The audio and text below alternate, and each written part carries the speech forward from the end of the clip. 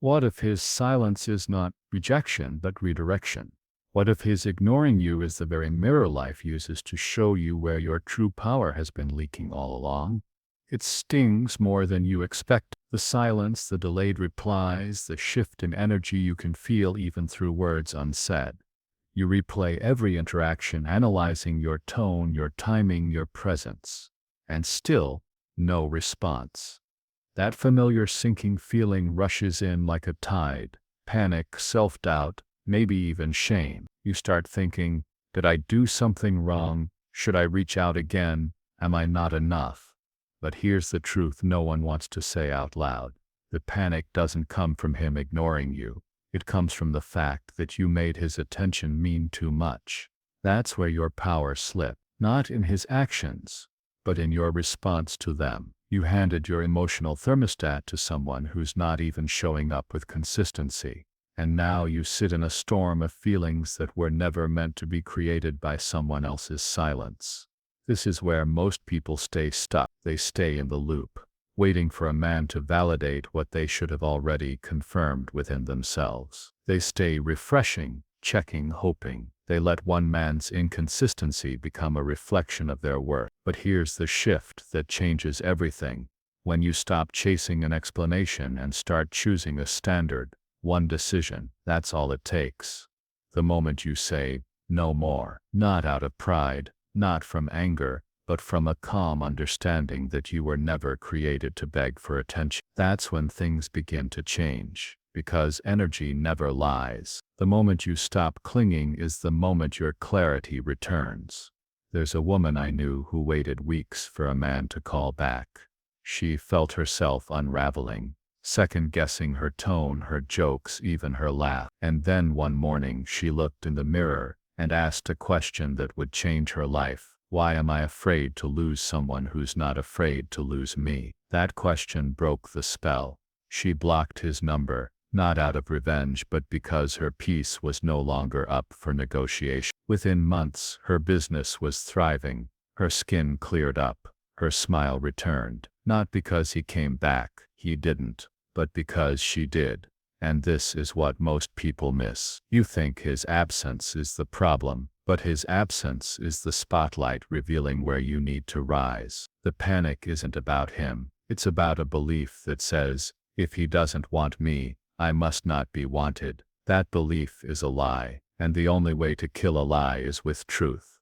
So, here it is. Your worth isn't up for debate. Not based on his calls, not based on his interest, not based on whether he sees what you bring to the table. Some people are blind to gold. That doesn't make it dirt. It just means you were offering treasure to someone who was never meant to hold it. Now ask yourself this. What do you believe you need from him that you haven't yet given yourself? Is it validation, security, a sense of direction? You don't need to chase that. You need to create it. And that begins the moment you stop waiting for a man to notice you and start noticing the woman you're becoming. Because when you panic, you make decisions from fear. You text again when you swore you wouldn't. You over-explain. You shrink. You negotiate your standards in exchange for breadcrumbs of attention. That's not love.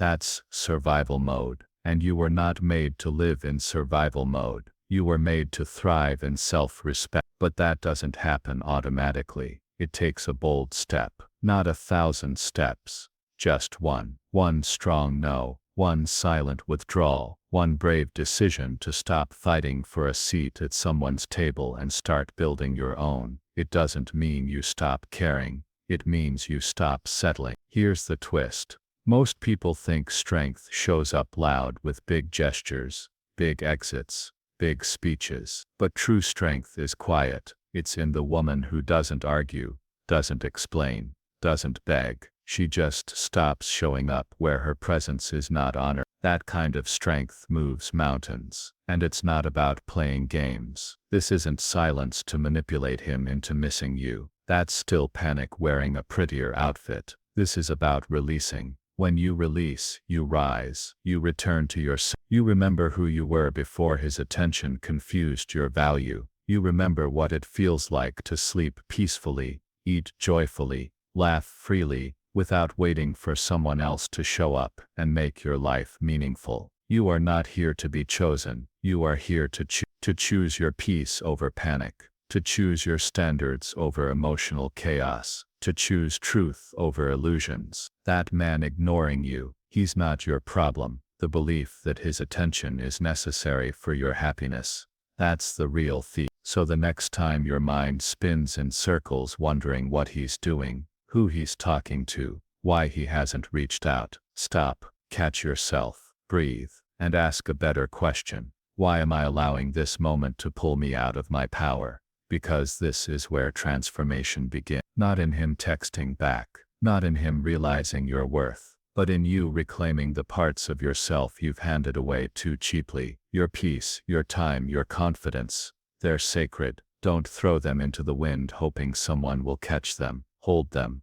guard them, and give them only to those who've proven they know how to treat them. You get to decide what kind of woman you are, the one who spirals when ignored, or the one who sees silence as clarity, not confusion. Panic isn't your nature. It's just an old habit learned from the world around you. But habits can be broken, patterns can be replaced, and that happens one conscious choice at a time. Start small. Start today. You don't have to go cold and distant. You just have to get still and clear. Ask yourself, what is this situation really teaching me? Is it asking you to pause, to let go, to walk away, or to finally turn inward and give yourself the love you've been outsourcing? That's the real work. Not in chasing, not in decoding mixed signals, but in standing still and building inner clarity, so strong that no external storm can shake you. Because storms will come, people will come and go, but you must stay grounded, rooted,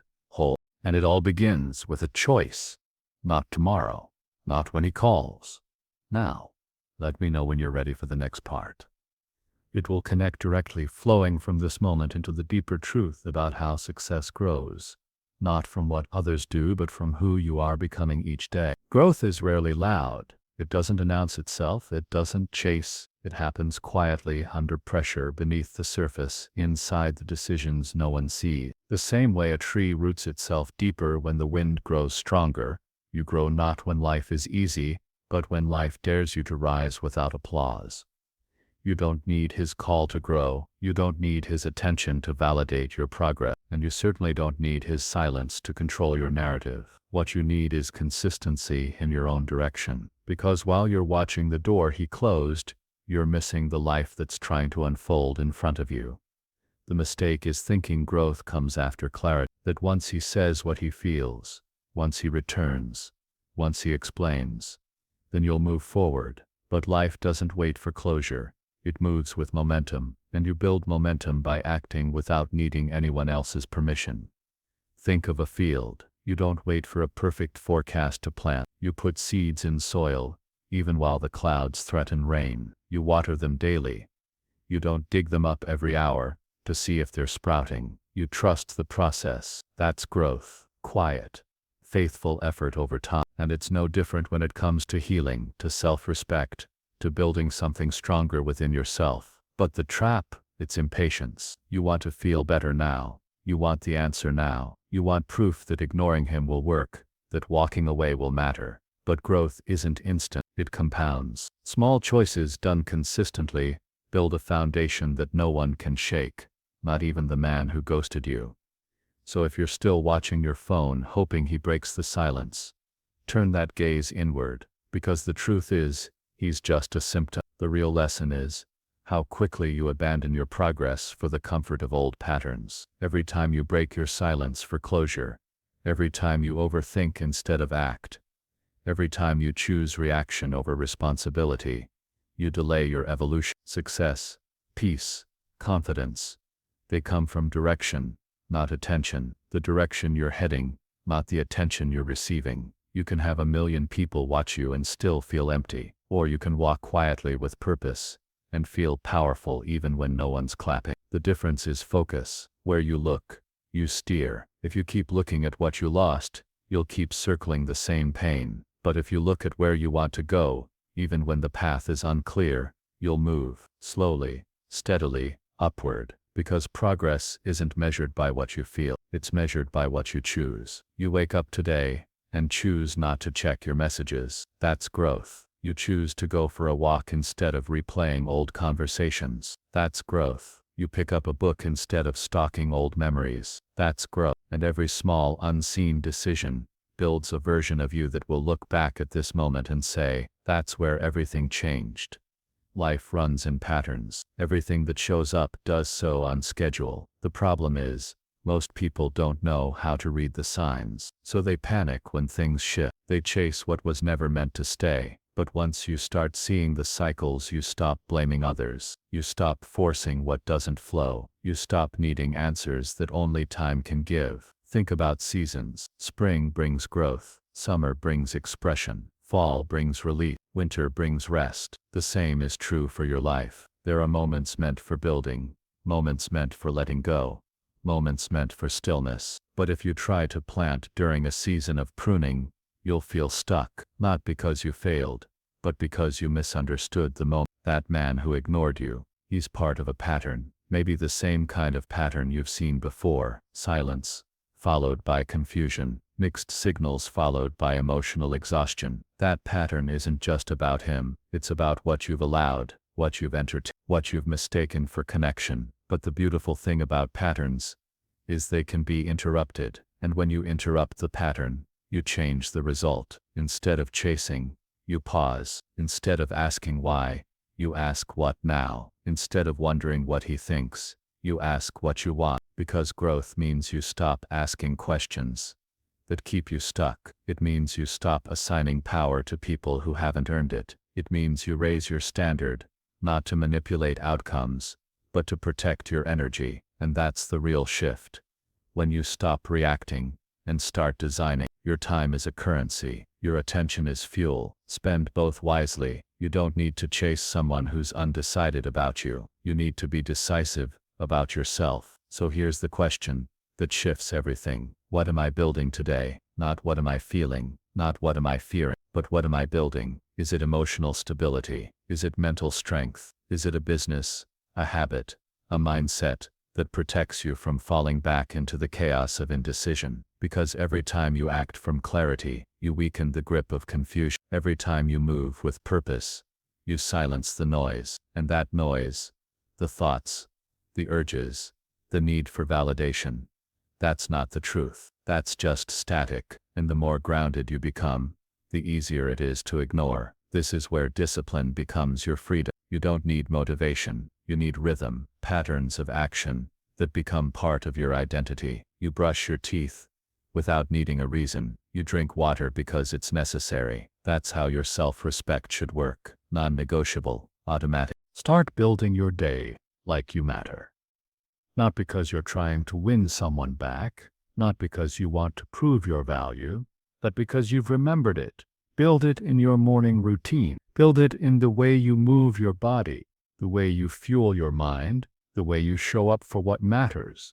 If he calls back tomorrow, fine. If he never does, fine. Because your progress was never supposed to depend on his participation. He's not the author of your story. He's a paragraph, maybe even just a sentence.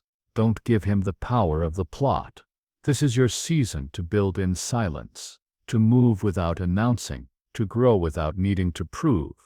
Because life notices when you start treating yourself like someone worth investing in. And when you stop handing power to silence, the world begins to echo with clarity. It always starts there. One moment, one standard, one refusal to lower your frequency for someone who doesn't even know how to tune into it. And as that rhythm grows, so will your peace, so will your progress, so will your purpose. And if you keep showing up for yourself in these ways, you won't have to chase attention anymore. You'll walk with a presence that speaks louder than any text ever could. You'll speak with conviction that makes confusion irrelevant. You'll attract what matches your clarity, not what tests your boundaries. It's not about revenge. It's not about silence that punishes. It's about building a life so grounded that no one's absence can shake your foundation.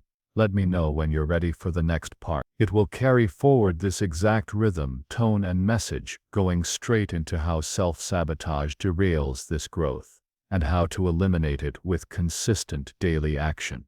You already know what happens when you keep breaking your own boundaries. You feel exhausted, confused, empty, not because someone ignored you, but because you ignored yourself.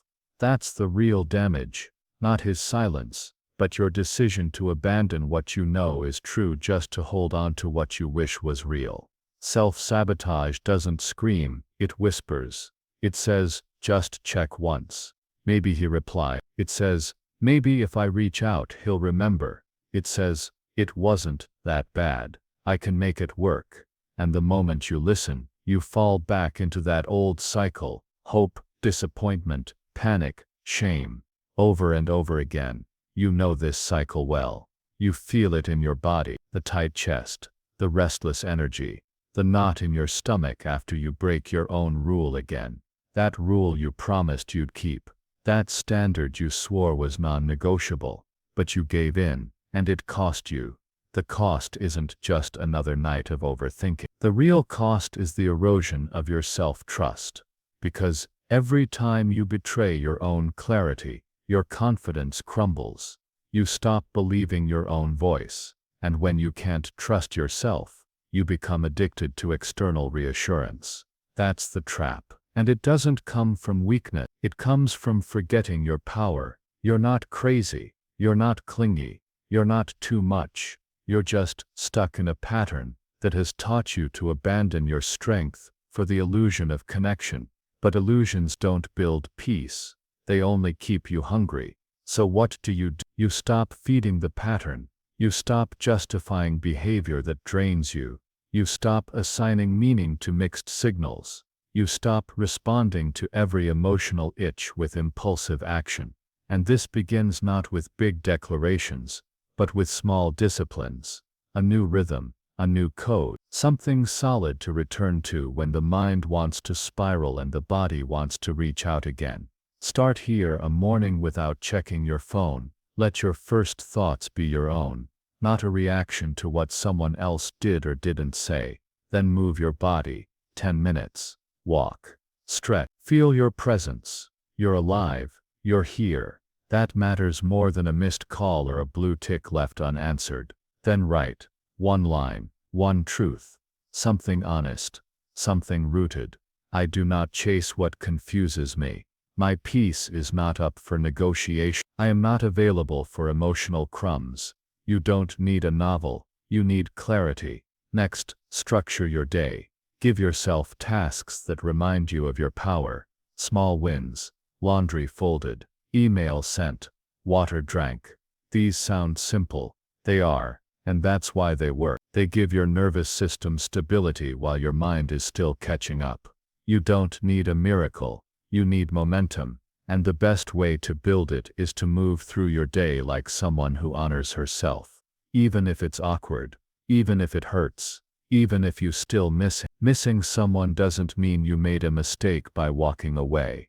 It means you're human. And being human doesn't make you weak. It makes you real. But you can't let the ache make your decisions. You can't let the absence drag you back into obsession. Feel it, then act from strength, not from longing. Self-sabotage thrives in confusion, so eliminate it. Write your rules down. I do not double text. I do not initiate after disrespect. I do not check who watched my stories. These are not rules to punish yourself. They're boundaries to protect your growth. And when you slip, because you might, you correct quickly. No shame, no spiraling, just adjustment. You broke a rule, fix it, realign, return. The longer you stay in guilt, the harder it is to reset. The power is in the pivot, not perfection. Here's the truth. Most people sabotage themselves, not because they lack discipline, but because they lack structure. They wake up and wait to feel motivated. They wait to feel strong. But feelings are fickle. Discipline is stable. So you create systems that run whether you feel like it or not. Wake, move, write, build, rest, repeat. Eventually this becomes your rhythm. And once it does, your standard rises without effort. The man who once made you panic now feels small in your memory, not because he changed, but because you did. That's the reward of daily mastery. The world responds differently when you show up differently. Not because you force it, but because your energy shifts. You stop begging for clarity. You are clarity. You stop hoping for someone to show up. You show up for yourself, for your goals, for your future. And when that moment comes, when the text finally arrives or he checks in again, you don't need it anymore. Not because you've hardened, but because you've healed. Healing doesn't always look like joy. Sometimes it looks like discipline, like saying no to what you once craved, like choosing silence over drama, like prioritizing peace over patterns. The most powerful decision you'll ever make is to protect your own mind, because once that's secure, no one's silence can rattle you, no one's absence can define you, and no one's attention can buy you. You are not an echo, you are the voice. So speak through your actions, through your choices, through the life you build day by day, hour by hour. This is your real power, not the ability to attract him back, but the ability to return to yourself and stay. And if today you feel weak, good, that means the old self is dying. Keep walking, build anyway, trust the process. The pain you feel right now is not punishment, it's construction. You're being rebuilt in the silence, not to prove anything, but to become everything.